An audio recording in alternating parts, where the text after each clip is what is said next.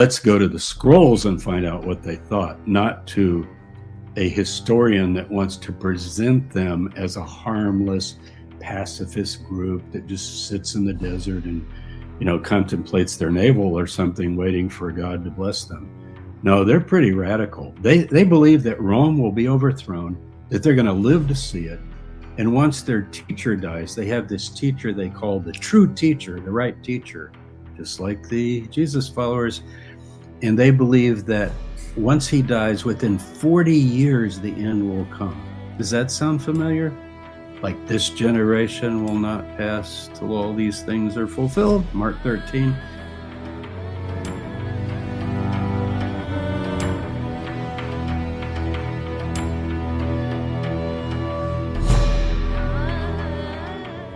Welcome back to the Gnostic Informant, and you are about to attain true gnosis.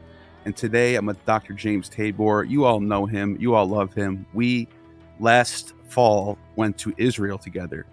And one of the locations that we went to that really, really blew my mind was the Dead Sea Qumran region. And as we're discussing this, I'm going to be showing some of the footage from when we were there. It was really fascinating to look at everything, the archaeology, some of the stuff that was found in these caves. But what I want to talk about, and this is all leading up to your course that you have coming up, Jesus and the Dead Sea Scrolls. Links in the description. Please use my link. It helps me out. You're helping the channel grow. But I want to start off with Jesus, the Christians, and how they relate to this sect from Qumran. And before you answer that question, I just want to throw something out there. Is like, when you look at this group, they're anti-temple. So the Christians are sort of anti-temple, especially when you read Hebrews. They're like, we don't need the temple, we have Jesus. They're also out in the wilderness. They are messianic, apocalyptic. There's all these things that sort of align with what the Christians will later adopt. So what are your thoughts on how they compare? Is there influences? Is there connections? What are your thoughts on that?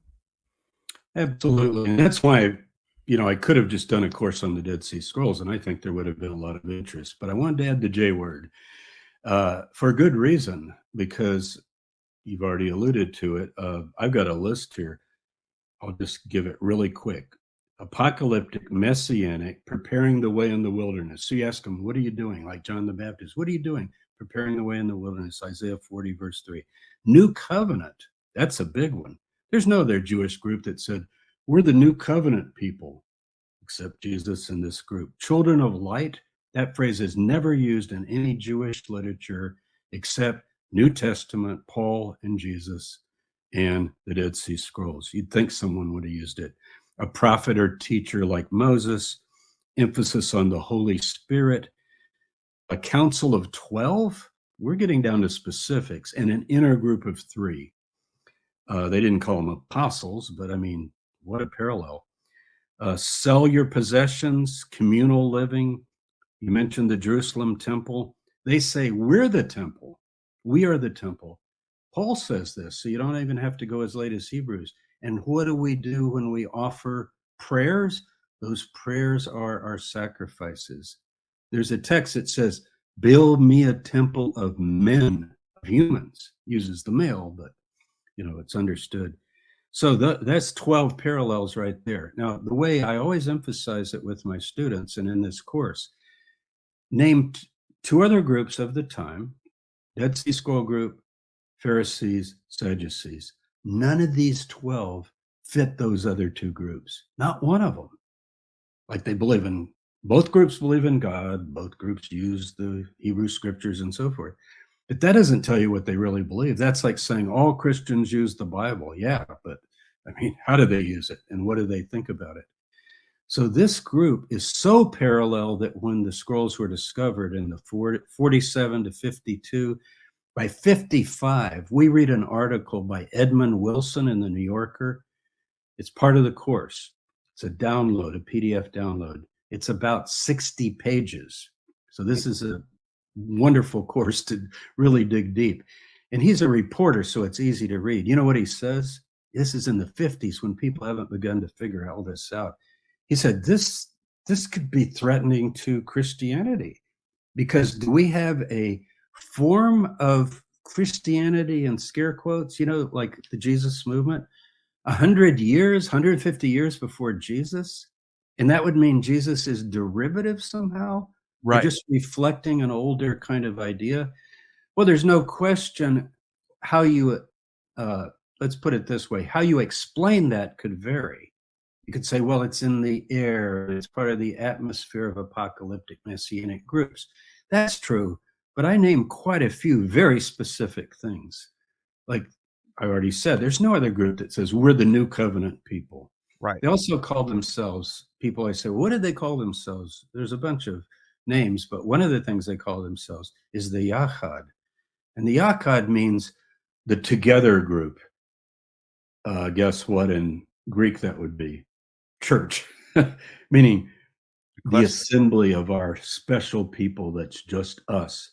And if you're outside, you're outside. And if you're inside, you're inside. So they're exclusive in that way. Now, there are differences, and we cover those in the course. So I'm not trying to do this thing where Jesus was a Essene or something like that. And you and I have talked before about Essenes. We get that mainly from Josephus and Philo and Pliny. And they're trying to present them as philosophical sects to impress their Roman readers. But we know now from the scrolls, if Essene is a term you want to apply to them, fine. But let's go to the scrolls and find out what they thought, not to a historian that wants to present them as a harmless pacifist group that just sits in the desert and contemplates their navel or something, waiting for God to bless them. No, they're pretty radical. They believe that Rome will be overthrown, that they're going to live to see it. And once their teacher dies, they have this teacher they call the true teacher, the right teacher, just like the Jesus followers.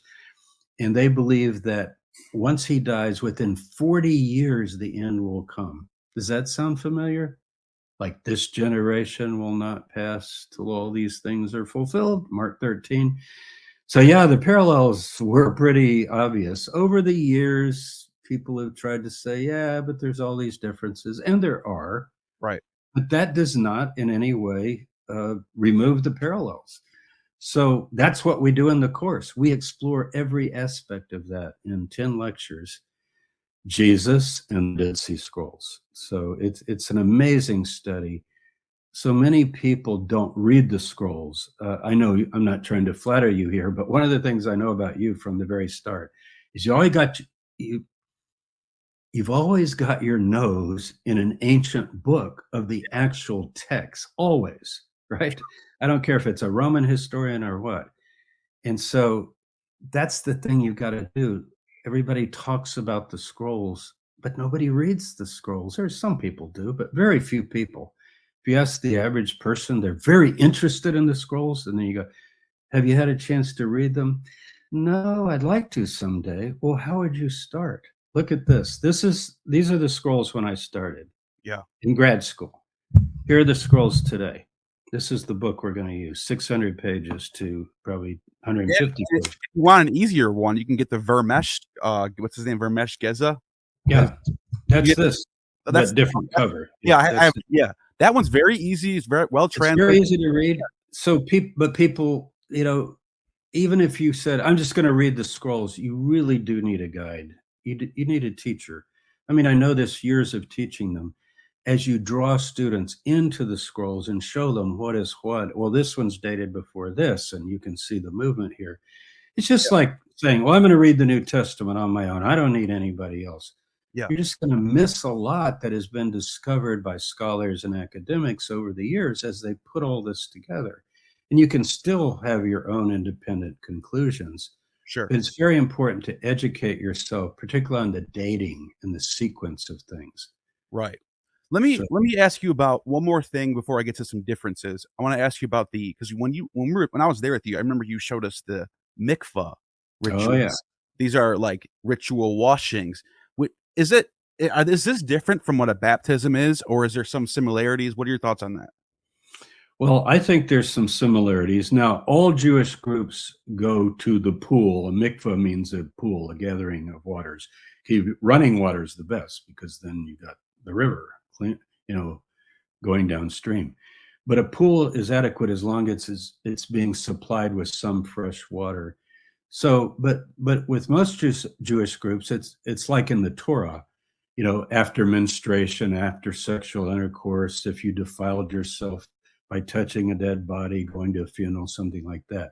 So they're doing all of that for sure. And they have their latrines, as we talked about when we were there outside the camp and so forth. However, they do believe that when you join the group, there's a 3-year probation. You basically, quote, repent and get baptized, okay? Now, baptized is the Greek word. They're not going to use that term, baptizo, but what does it mean? To dip, to plunge, to immerse. Yeah. So in Hebrew, it's like Yochanan, John is called Hamatvil, John the Dipper. So yeah, they dip, but they dip also as a way of initiating themselves into the group. So until you go through that final ritual of initiation, you're not a child of light, you're a child of darkness. So that mikvah is very important. And remember, it's on the northwest. Remember how hot it was out there that day? Even in October, it was close to 100 degrees, and we're standing there in the sun talking about it. And they've got their toilets to the northwest outside the camp. That's mentioned in the scrolls. So one of the humorous things, Josephus mentions this too about the Essenes. So he is probably talking about the same group, but he's not telling you all of their beliefs, of course. But he says that, they're so admirable because on the Sabbath, they don't go to the bathroom until after the Sabbath is over, because they'd have to walk more than the distance you're allowed on the Sabbath. So you got to catch 22 here. There's the latrines out there, 3,000 cubits. Sabbath day's journey's 2,000. I can't go to them. So what am I going to do? Now, I know people joke about it, like the rush at the end of the Sabbath. Right. They're all running at the same time. Probably. Yeah. Josephus says, isn't that admirable or admirable? Isn't that admirable that you would be so dedicated to God? Well, I call it the high cost of holiness, because we think they were getting tapeworms from this practice. Ooh. Because in my research on the area of the latrine, come on, God, what are you doing? They're doing this for you. Why are you giving them tape? Yeah. Well, you have cuts in your feet. You wear sandals in the desert. You stub your toe on rocks. So these open cuts, and then you're putting yourself into water that others have gone in, and these little organisms are in the water. Now, that leads me to the next question. Go ahead, finish that. Sorry. Well, Josias, the anthropologist that worked with me on this, he said the average age is very, very much lower than, say, other cemeteries in Israel. So it'd be like around 36 or 37 years old, and normally it would be 50 to 60. So his guess was the tapeworms, because they're so segregated and doing this all the time, because they're going in and out of that pool every day to go to the toilet. Wow, yeah, that sanitation thing wasn't really a thing yet. But anyways, that leads me, because you're talking about how strict they are on the Sabbath.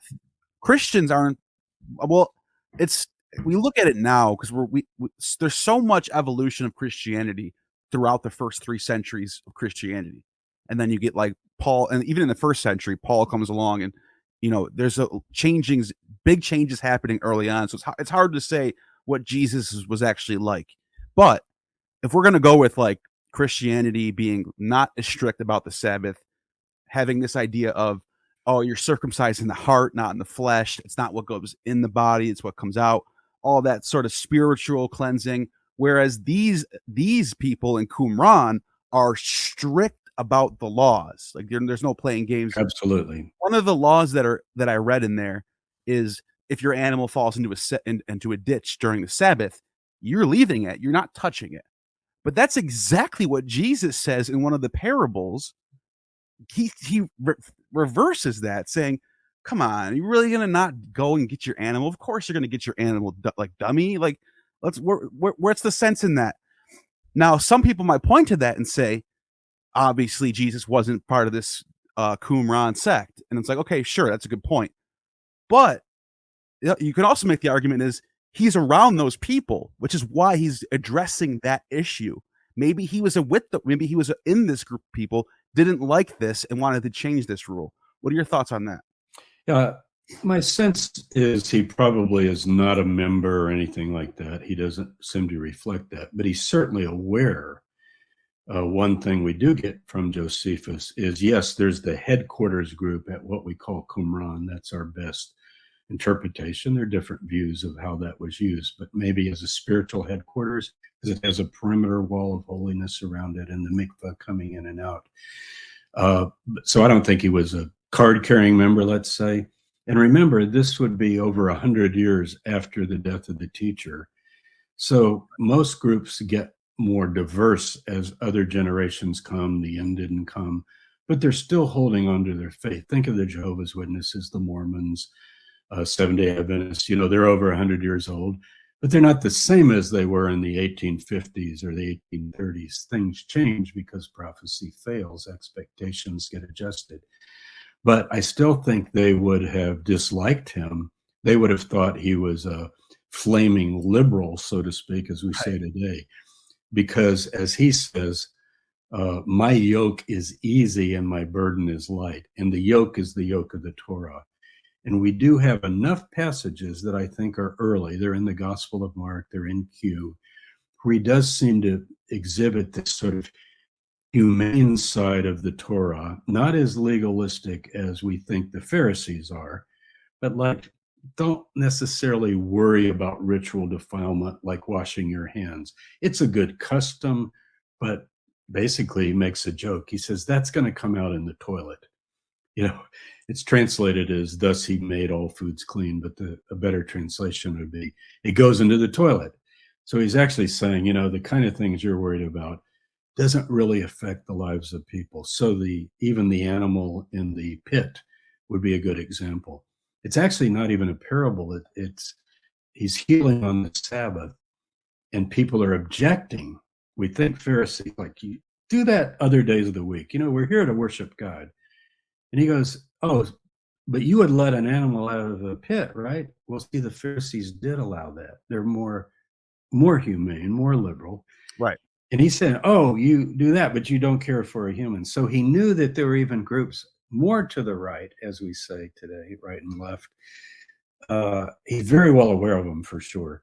Another thing is, even the hairs of your head are numbered. This is something Charlesworth points out, James Charlesworth, that I'd never heard before, but it could be true. What do you mean even the hairs of your head are numbered? Like God knows all the hairs of your head.